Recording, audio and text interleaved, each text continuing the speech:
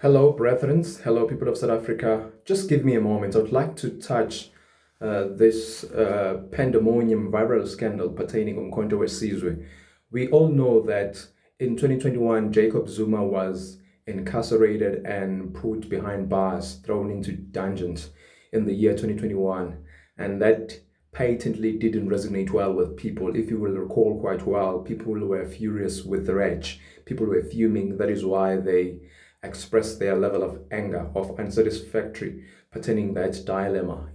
People were angry, abolishing things. There was riots, there was rampage, there was like this vehement wave of grumpiness, in our streets. So today I would like to talk about that issue pertaining the 2021 incarceration of Jacob Zuma. It was literally not resonating well with the masses, the inhabitants, the South African citizens. It didn't resonate well with that particular scenario, that pandemonium scandal, that dilemma where he was thrown into dungeon pertaining very, I could say it was very patently absurd, if I could put it that way, because it was those political engineering that resent Jacob Zuma, which probably resulted into concocting that bogus that will be used as a gambit, to put him behind bars, which was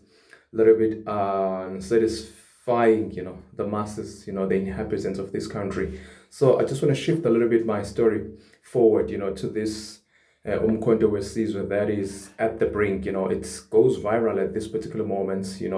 We cannot run away from that fact. Numbers don't lie.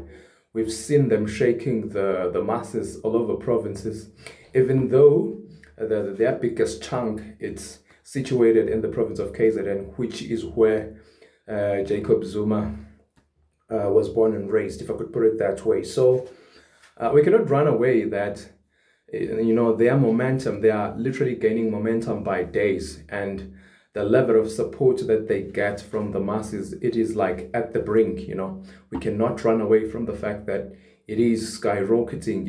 And now there are these sentiments that comes from, I don't know whether I'm going to say from Jacob Zuma's foes or either Jacob Zuma's rivals, or whatever the case may be, but it is been happening, and it is noticeable that people are now trying to label it as a tribalist movement rather than a political organization, same as tantamount to other political organizations like Freedom Front Plus or DA or EFF or whatever the case may be. So now they're trying to label it, they are trying to create this picture. They are trying to envisage this picture of saying it is a tribal movement.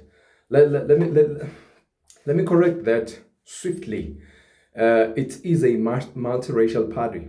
I don't need their consent to tell me that, but I know quite for sure.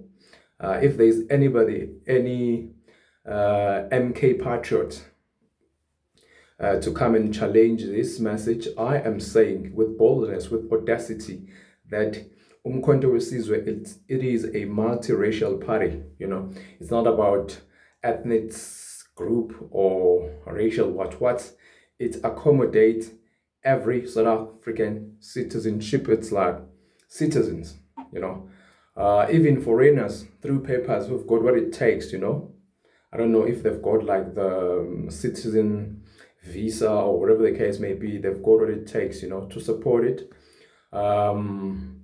Indians, this includes Indians, coloreds, white people, black people, and what's not, and so forth. All races are allowed to be patriot, to participate and be part and parcel of this moving arc of the MK. Some people would say, why is this political organization, which is called wesizwe, is gaining the momentum in the province of KZN? Obviously, in KZN, if you could shift a little bit back, if you will retrieve, you will find that people in KZN are always united, sequestering one another, supporting one another.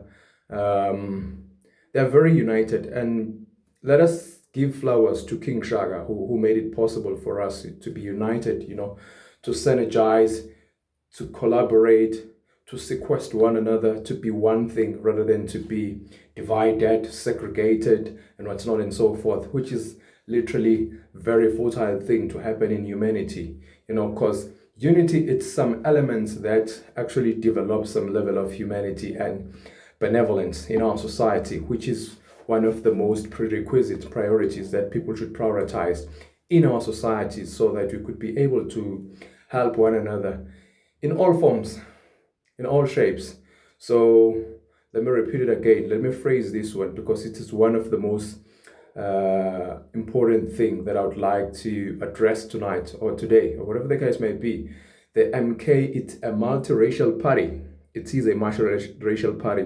If there is any patriot or any Jacob Zuma subordinate who is probably subjugating to Umkhonto wesizwe, is more than welcome to come and reprimand and rebuke me to say I'm wrong by saying Umkhonto wesizwe, it's a multiracial party. But because of all of these other Jacob Zuma foes, Jacob Zuma rivals who are like trying to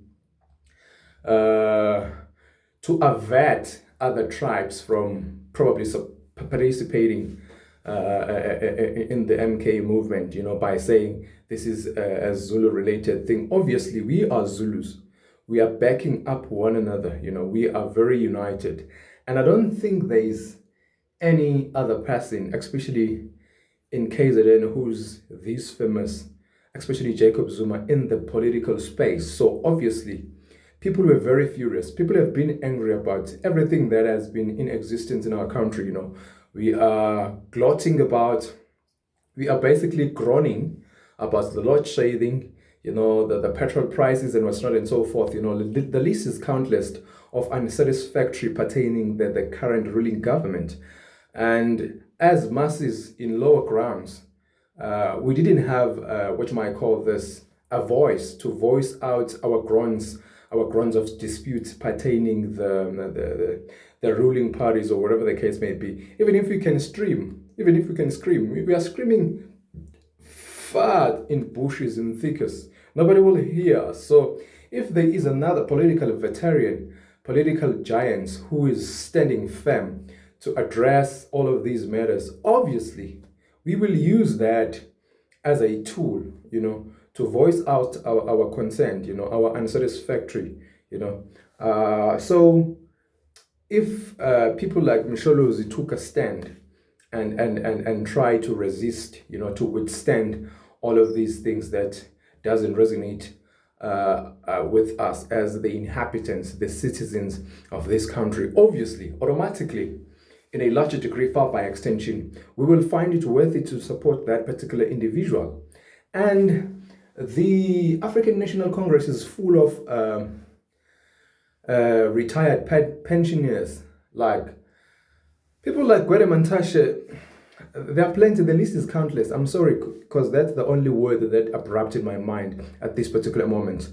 But if you are like over 75 years and above, what do you want in parliament? Because 10 years down the line, it would be lucky to see you treading on this planet. So it's pointless for you to legislate some laws, to govern, to have like future plans, because it's pointless. You won't be held accountable. We cannot go to your grave and dig you and say you did this and it is wrong now and whatever the case may be. So just demise power to the right people. And I'm quite certain that Ramaphosa doesn't have an option at this particular moment. If he doesn't rig the votes, working hand in hand with the IEC, he cannot win this one.